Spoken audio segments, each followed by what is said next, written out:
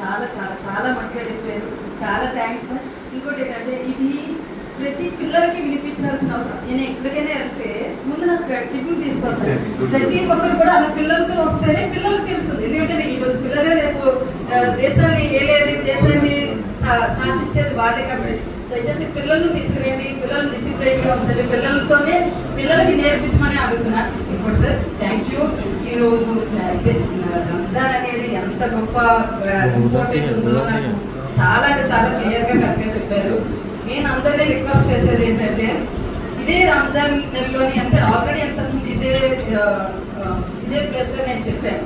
రంజాన్ నెలలోని అందరికీ ఈ నెలలోని అందరూ చాలా ఈ నెల అంతా ఎలా అయితే ఉంటారో ఉపవాసంతో ఫాస్టింగ్ అందరికీ రెస్పెక్ట్ ఇచ్చి ఎంత ఒబీడియంట్ గా ఉంటారో ఇదే ఈ ఒక నెలకి కాకుండా ప్రతి రోజు ఇదే మెయింటైన్ చేయమని అందరికి అడుగుతున్నాను.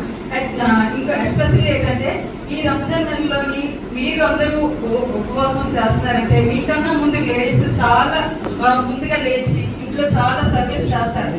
ముందు వాళ్ళకి రెస్పెక్ట్ ఇవ్వండి, దయచేసి వాళ్ళకి రెస్పెక్ట్ ఇవ్వండి, వాళ్ళని రెస్పెక్ట్ ఇచ్చి వాళ్ళు చేస్తున్న పనిని గౌరవించండి.